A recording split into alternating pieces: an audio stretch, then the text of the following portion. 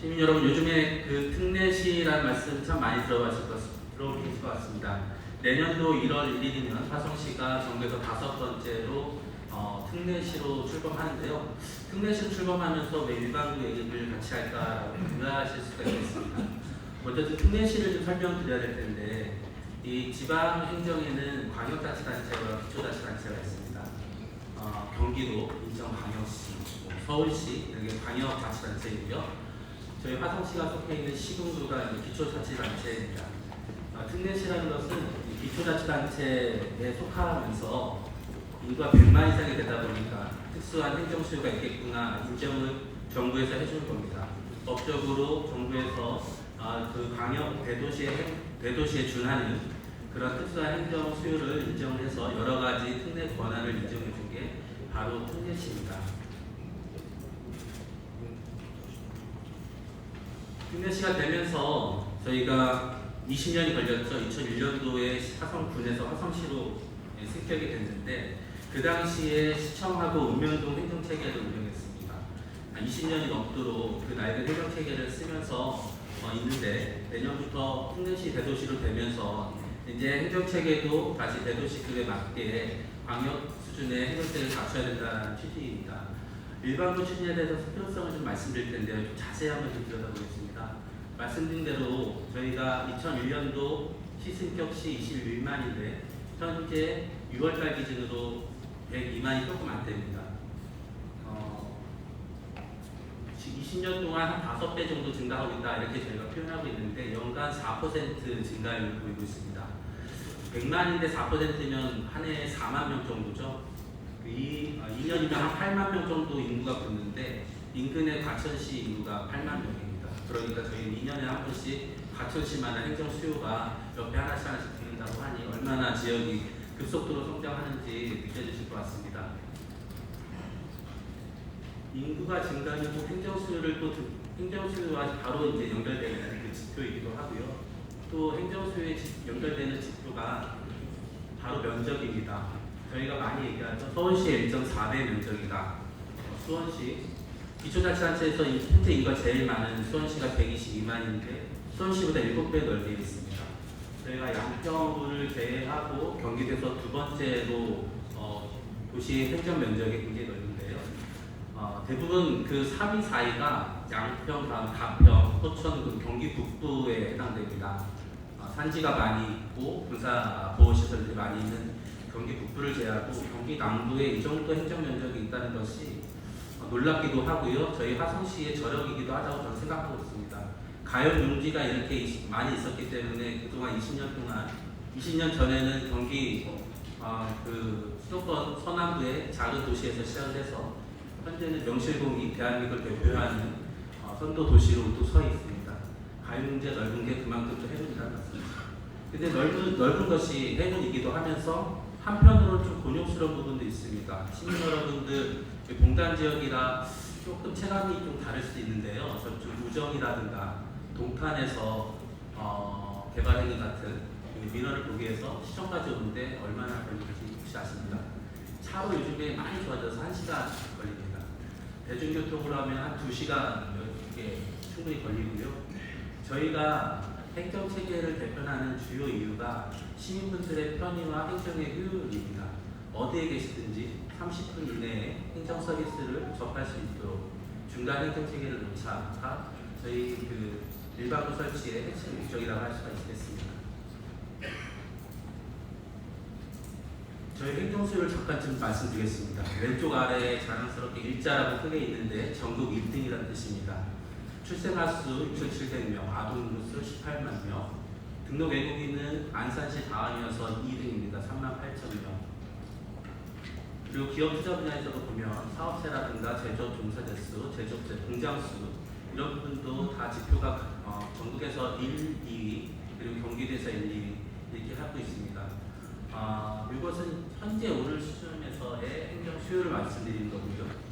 그동안 지난 20년 동안 행정 수요라고 말씀드릴 수 있겠죠. 그럼 앞으로는 어떤지 한번 보시면 아직까지도 택지 개발, 복합도시 개발, 공공주택 등 13개 37만 명께서 2030년까지 유입이 예상돼 있습니다.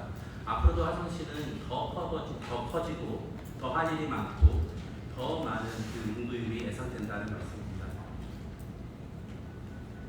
말씀드린 대로 이렇게 지역이 넓고 인구가 급증하고 행정 수요가 많은데 행정 체계만 아직도 20년 전의 모습을 하고 있다 보니까 여러 가지 불편한 점이 있습니다. 비교를 좀 해보면요, 아까 그 대한민국에서 5번째 특례시라고 말씀드렸습니다. 수원이나 용인, 고양이 먼저 특례시가 되어 있고 비수도권에서는 마산, 창원, 진해가 합쳐진 통합 창원시가 특례시로 되어 있습니다.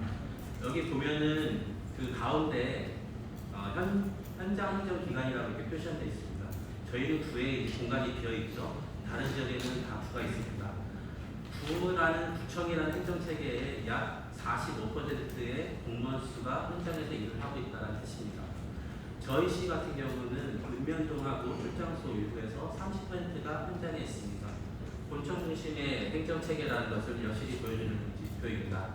저희가 구청이 승인이 되게 되면 약 45%에서 50% 정도 되는 절반 정도의 공무원 인력이 현장에서 주민분들께 빠르고 신속한 행정 서비스를 제공할 수 있는 체제로 갈 수 있다는 뜻입니다.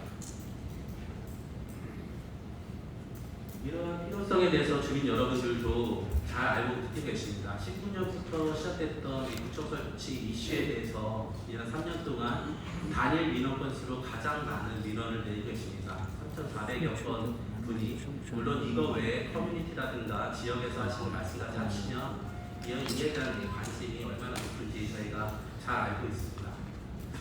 필요성에 대해서 한번 말씀드렸고요. 그러면 현재 어떻게 진행되고 있는지, 관련 규정은 어떤 건지 좀 자세히 말씀드리겠습니다. 지방자치법에 보면 이렇게 되어 있습니다. 그 인구가 50만 이상인 대선, 50만 이상인 시군구에는 불을 둘 수 있다. 저희는 2009년도에 2010년도에 50만이 넘었었는데 그 당시에는 그 불을 설치할 수가 없었습니다. 왜냐하면 일부 지자체에서 불을 설치하면서 호화청사라든가 공무원 수 증원, 과도한 지원 등 이런 것들이 언론에서 한번 질타를 받아서 그 이후에 2008년도에 천안시가 제 기억으로 마지막 불을 승인하고 현재까지 정상적으로 불을 승인한 곳이 없었는데요. 그만큼 이제 행안부에서도 불을 설치하는 부분이 녹록한 부분이 아니고 여러 가지 사회적 여파가 있기 때문에 굉장히 조심스럽고 보수적으로 접근할 수밖에 없는 문제이다 이렇게 말씀드릴 수 있습니다. 그리고 50만 이후에 인구가 70만 되고 90만 되고 이렇게 인구가 계속 늘어나면 평균 주당 인구 20만이 되면 추가 불을 설치할 수가 있습니다. 저희가 50만 대 2개를 설치할 수 있고 현재 101만이니까 계산식으로 하면 이제 4개 정도의 불을 둘 수 있는 상황입니다. 주민의 편의성, 행정의 효율, 재정 낭비 요건은 없는지, 지역의 정체성이나 역사성들을 잘 반영하고 있는지, 각 권역별로 미래 발전상은 잘 묻고 있는지 이런 것들을 기준으로 기본계획서와 실태조사서를 작성한 다음에 연말 기준 지나서 저희 같으면 이제 내년도 2월이 되겠죠. 경기도에 이제 제출을 하게 되면 경기도에서 먼저 이제 숙제 검사를 받는 식입니다.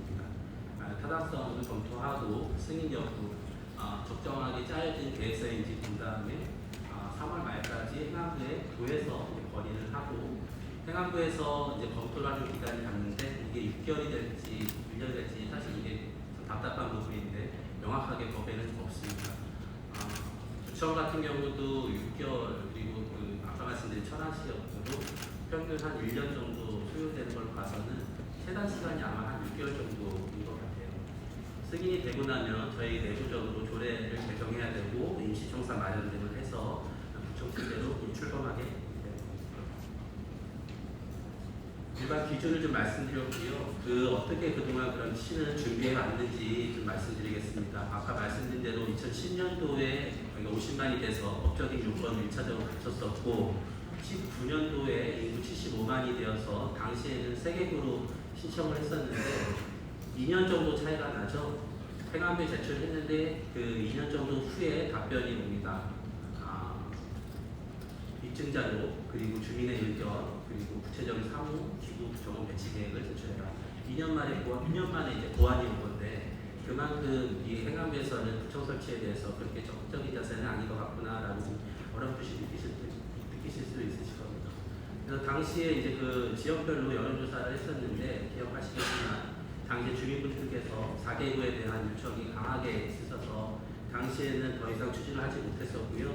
23년도에 민선 8기가 오면서 저희의 이런 한쪽으로는 준비를 하고 한쪽으로는 대외적으로 주민분들의 우리 시의 여건들을 승인권이 있는 행안부라든가 행안부에 영향을 줄 수 있는 국회 행안위 그리고 경기도 등에 저희가 시장께서 찾아가셔서 필요성과 기준임금이 현실화되기 위해서 강력하게 어필을 하시고 그런 부분에서 중앙부처에서도 많이 이해를 하고 있는 편입니다.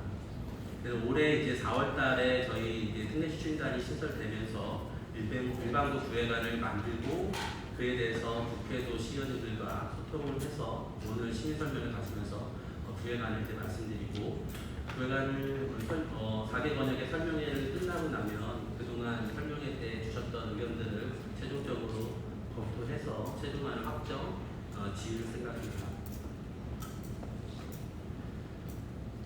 그러면 구획을 할 때 어떤 것들을 주로 검토해야 되는지 간략히 말씀드리면 일단 자연지리적인 부분입니다. 자연지리적인 부분에 그 구획 안에 결정적인 영향을 미칠 만한 요소가 있는지를 보는데 표고 현황입니다. 저희 시는 매속 위쪽으로는 칠보산이 호계시라고 경계를 두고 있고요. 동탄 무봉산은 용인하고 경계를 둔 거 외에 안쪽에서는 봉담의 삼봉산, 팔탄의 건달산, 그리고 무봉산이 2개가 있는데 남양리 무봉산 일부 이렇게 표고가 한 340m 정도 된다고 들었는데요. 크게 서부권과 동부권 이렇게 산자락에 따라서 나눠 있는 모습을 볼 수 있고요. 수계 현황을 보면은 오산천, 항구지천이 국가천이 있는데 이것은 교통으로 다 극복했기 때문에 크게 영향을 못 미칠 것 같습니다. 다만 이제 화성호가 서북권과 서남북권을 좀 가르고 있다 정도의 특성이 있으면 좀 참고해 주시면 좋겠습니다. 다음은 도로망입니다. 왼쪽에서부터 보시면 평택-시흥간 고속도로가 남북으로 흐르고 있고 서해안고속도로 그리고 경부고속도로가 위아래로 흐르고 있고요.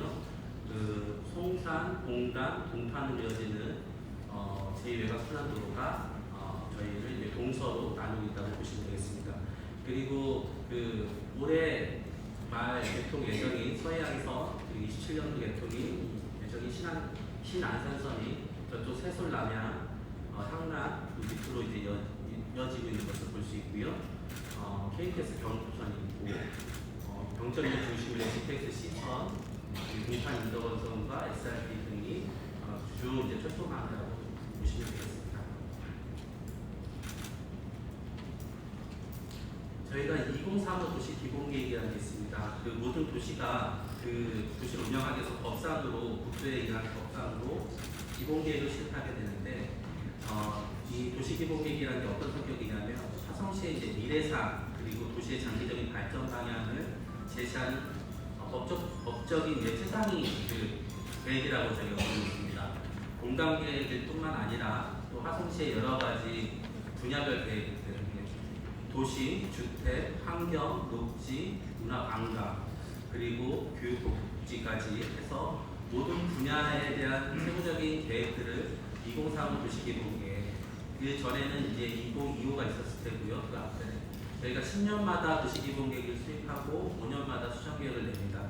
2035 도시기본계획이 이제 갑자기 나오는 게 아니라 그동안의 도시의 6개 도시 주민분들이 많이 밀집해서 생활하고 계시는 밀집지역 중심으로의 6개 도시인권 중심으로의 말씀드렸던 도시의 여러 분야의 계획들을 이 틀을 이용해서 활용하고 있다고 말씀드릴 수 있습니다.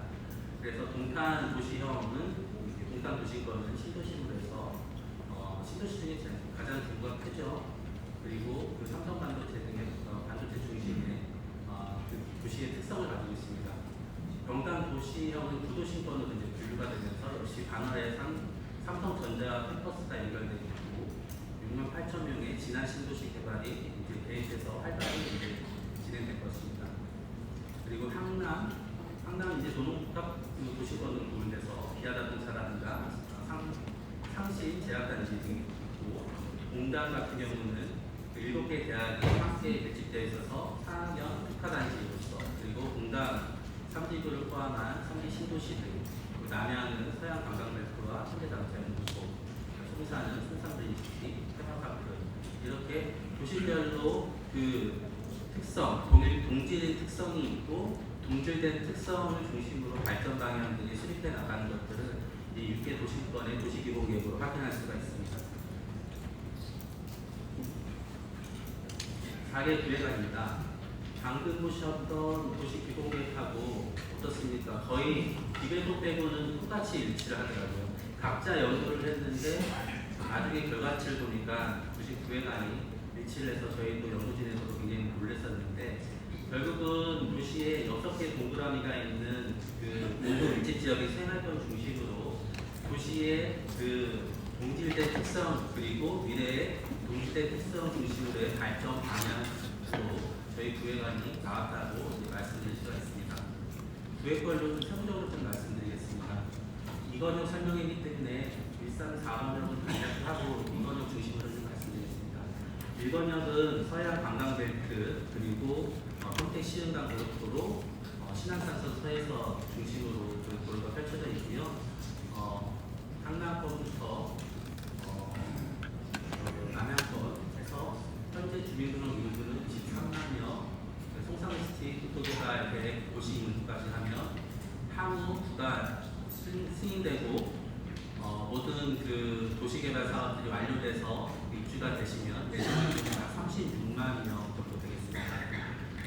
농업, 축산, 산업뿐만 아니라 말씀드렸던 미래차 산업이라든가 제약 바이오 산업까지 산업의 중추 지역입니다. 복합도시개발 순산드리시티가 2030년에 준공 예정이고요. 서해의 풍부한 관광자원을 활용한 서해 우리시뿐만 아니라 경기도의 서해관광 주요 핵심 지역이라고 말씀드릴 수 있습니다. 이 지역은 신안산선 서해에서 말씀드렸던 철도생활권이 형성될 예정이고요. 다양한 다용 용지로 인해서 산업 인프라든가 향후에 인허가상 개발 행위도 활발하게 계속 진행될 것으로 예정되어 있습니다. 또한 그 4개 교통시장이 있습니다. 우리 사강, 남양, 조항, 반환지구에 시장 중심으로 형성돼 있었던 예술 생활권, 구시가지에 대한 개발, 주거지 개선 사업도 중요한 과제이기도 합니다. 임시청사는 삼성종합경기타운을 임시로 사용할 예정입니다. 지금 현재 계신 이건역입니다. 공단, 그리고 외국, 동남, 기대까지 해서 현재 주민등록상 인구는 14만, 5월 연말에 내리지구 4만 4천 세대가 입주하게 되면은 연말 인구는 15만 정도 될 것으로 예상하고 있습니다. 그리고 공단 3지구, 2지구, 어떤 유동지구, 도구 개발도시 인구까지 포함하면 향후 입주 완료될 시에 20만 5천 정도가 예상되고 있습니다. 빠르게 그 공단 2, 3지구, 동아지구, 어천, 유동지구, 그리고 기배동까지 있어서 배양지구까지 주거단지가 활발하게 이루어지고 있고, 비슷한 시기에 시작돼서 10년 전으로 비슷하게 완료돼서 하나의 생활 문화권을 새롭게 형성할 것이고, 또 수입 분당선이라든가 신부장선, 그리고 인천발 KTX역에서 어천역과 공단역 중심으로 철도 생활권 그리고 광역교통망이 주로 형성될 것으로 예정되고 있습니다. 아까 말씀드린 대로 특히 이 지역에서는 그 공단의 6개 지역 그리고 정남의 수원과학대까지 7개 대학이 있어서 상관한 협력사업이 활발하게 되면서 첨단산업의 어떤 모태가 된 연구 중심의 장소 대상이라고 생각하고 있습니다. 임시로는 확정된 것은 아닙니다. 이 지역은 공단 청사라든가 주변의 민간 시설을 이차해서 임시청사를 운영할 예정입니다. 화산동, 진안동, 반월, 경점 1, 2동 중심의 그 사무 권역입니다. 현재 인구 17만, 지난 신도시 입주시 향후 미래 예정인구는 14만입니다. 삼성전자 중심의 배우로 지난 신도시 조성이라든가 경쟁력 중심의 GTX 신호선, 복합학생과의 광역교통망, 그리고 중건능, 용주사 등의 세계적 수준의 문화재가 산재 도시입니다. 향후 이곳은 우리 시에서 제일 먼저 도심이 형성된 곳이죠. 수원에 이제 개발 안면으로 경주까지 내려와서 20년 정도 벌써 됐는데요. 그러다 보니까 이제 원도시 활성화라든가 도시재생 사업들이 좀 더 많이 이제 들어가야 되는 곳이라고 생각하고요. 향후에 진앙신 도시가 개발되게 되면 이곳에는 또 테크노폴, 첨단산업 도시의 R&D 경제 산업단지가 개발될 예정입니다. 임시청사는 동부 출장소를 활용할 예정입니다. 마지막으로 4번역입니다. 현재 주민등록 인구는 40만의 동탄 1동부터 9동까지입니다. 지금 4만 2천 정도가 동탄 9동의 신주거 문화 사업에 입주하게 되면은 예정 인구는 44만 수준입니다. GTX A 노선, 동탄 인더건선, 트렌드, 경기남부 철도망이 중심지이면서 수원부터 시작해서 이천까지 이어지는 반도체 벨트의 중심 지역이기도 합니다.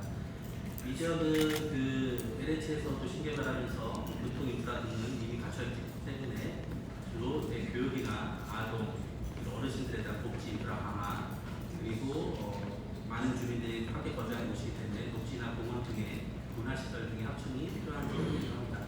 임시청사는 동탄 출장소를 사용할 예정입니다. 4번역에 대한 그 기본적인 설명과 구획 기준안을 말씀드렸고, 아까 그 이제 구획안에 대해서 시민 설명회 끝난 이후에 그 명칭까지 확정이 되고 나면 저희가 올해 안에 행안부에 일반부 설치를 승인을 하려고 합니다. 아까 이제 연말 2월달이라고 하지 않았나요? 라고 물어보실 텐데요. 저희가 행안부하고 긴밀하게 협의하기 위해서 법적 기준은 2월 말까지 도의 제출이지만 좀 더 빠르게 행안부에 제출해서 사전 협의 과정을 가져가기 위해서 하반기에 행안부에 제출하도록 노력하겠습니다. 제출일 이후로 6개월 이내에 일반부 설치를 승인받는 게 저희가 목표인데 잘 될 수 있도록 주민 여러분께서도 많이 관심 가져주시기 바랍니다. 구획안 중심으로 설명드렸지만 사실은 저희가 기본계획을 수립할 때 구역별 명칭도 같이 제출을 해야 되는데요. 지금 제가 1번역, 2번역 이렇게 불렀지만 이제 나중에 시민분들께서 명칭을 정해주시면 이제 어떤 거 이렇게 지역을 대표하는 이름, 표현이 좀 더 아름답고 편안한 이름, 구간의 부분이 용이한, 그리고 정서나 역사성을 반영할 수 있는 이런 명칭들이 생길 텐데요. 오늘도 나가시면서 연원들 설문지에 그 기존에 났던 후보지의 명칭이거나 아니면 또 새로운 이름 이렇게 제시해서 주셨고요. 그러면 저희가 번역별로 읍면동 대표분하고 지역의 이제 시의원님들하고 같이 임시로 그 명칭 선정위원회를 만들어서 저희가 일정 기간 동안 노력을 하고 번역별로 후보지를 2개에서 3개 후보 명칭까지 넣으면 정책광장 포럼이라고 이런 가끔가다가 이렇게 투표해서 이름 명칭 정하는 아마 인터넷에서 한번 해보신 경험 있으실 텐데요. 거기서 이제 주민 투표를 통해서 명칭을 확정드리게 됩니다. 그리고 그 관심이 많으신 사항으로 알고 있는데요. 저희가 부가 된다고 해서 바로 신청사를 짓지는 못합니다. 토지를 확보해야 되고 또 관련된 행정 절차들이 있고 또 설계라든가 착공 공부까지 시간이 있기 때문에 저희가 최소로 잡아도 8년에서 10년 정도까지 걸릴 수 있습니다. 일반 공사 같은 경우는 거의 2년 정도 걸리기 때문에 상당히 오랫동안 임시청사 체제를 운영해야 됩니다. 저희가 조사해보니까 토지비를 빼고도요, 청사 건립하는데 최소 600억에서 1000억 정도 건립 비용이 든다고 해요. 그래서 4개의 구청을 저희가 만들려면 얼추 3,000억 정도 전후의 예산이 필요하고요. 또 후보지에 대해서 객관적이고 또 공정한 절차를 수행하기 위해서 관련 운영을 진행하게 되기 때문에 임시 청사체제를 현재 있는 그 가용 가능한 공공청사를 활용해서 임시 청사체계를 상당히 오랫동안 운영할 수밖에 없다라는 현실적인 부분을 좀 말씀드리겠습니다. 흥대시는 흥대시답게 저희가 대도시 체계에 맞춰서 행정체계를 갖춰가고요. 저희 행정반응의 힘으로는 부족할 수가 있을 것 같습니다. 대기만 하동 시민의 힘과 함께 꼭 정체제를 일어날 수 있도록 열심히 하겠습니다. 감사합니다.